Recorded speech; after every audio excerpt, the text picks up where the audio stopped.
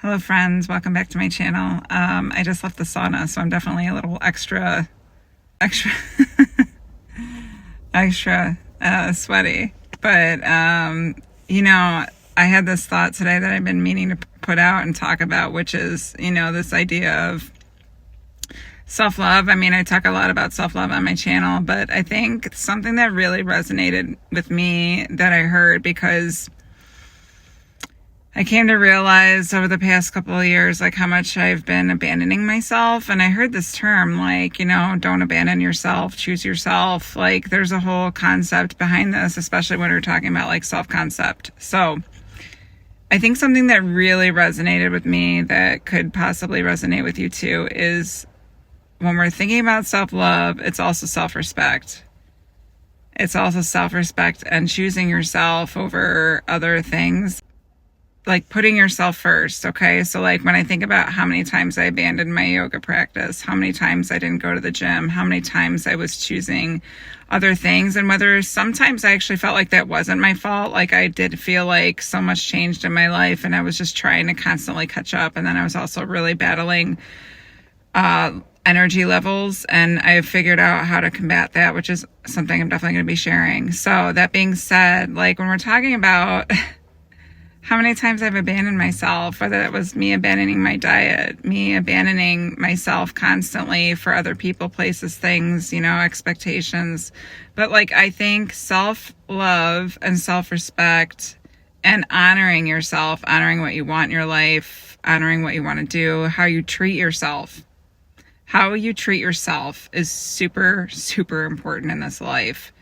It could be the smallest things, but like how you treat yourself. And of course, what's going on up here and in here and in your heart. Your heart's really important. Your heart's more important than what's up here.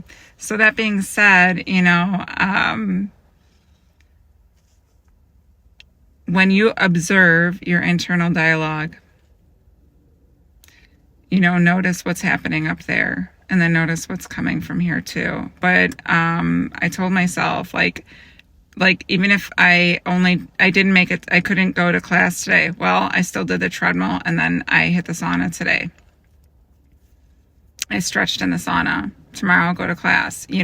I decided that I really wanted to go back to class on a consistent basis, that it's very important to me that I excel in my yoga body.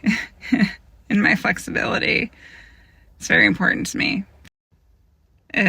My yoga body and like the ability of flexibility, and like what the vision that I have for myself, I'm on my way. I believe I'm like becoming her every single day. Every single day, more and more and more, I'm becoming her. And, that means to me, like, I do have a certain diet. I do honor myself, and I am meditating on a regular fucking basis. Like, I do not miss. I'm in a place where like I'd almost like, if all I do is meditate during the day, fine, great, I at least got it in, because like it puts my heart in a certain state, puts myself in a certain state of being, versus letting this control me and like constant chatter. Now I control it. I control my brain. And that's been a really fun journey for me. But, self-love, it's not just like self-care, but it's also like self-respect, respecting yourself, not abandoning yourself. Any desire that are the desires that are on your heart are there for a reason. So like honoring that, whatever that is, honoring those desires that are on your heart. I don't care what it is, but like, when we talk about New Year's resolutions and things, a lot of times we make this promise to ourselves, like keeping the promises to yourself, the ones that you made. That's self-respect. So keeping that promise. And I'm going to be sharing lots of ways that I've like crossed this bridge into like, it's so easy for me now to keep the promises to myself.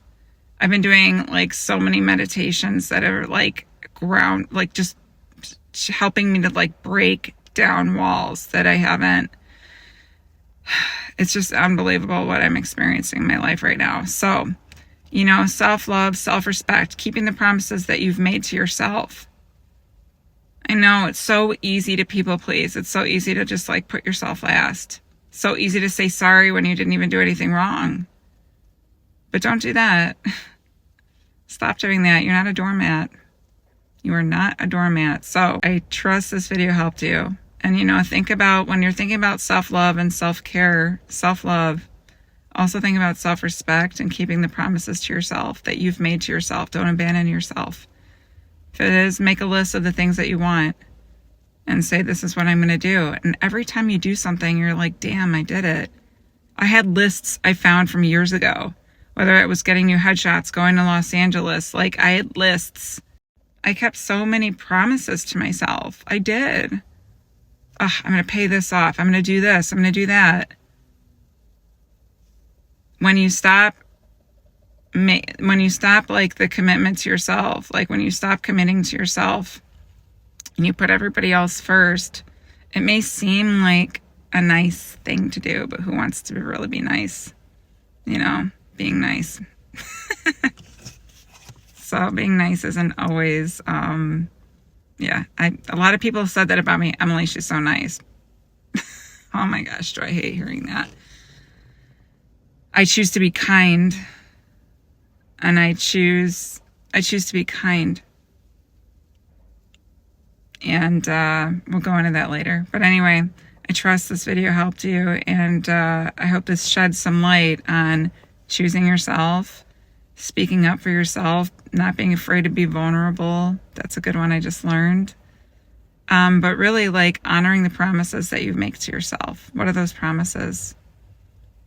And sticking to it. Self-care, self-love.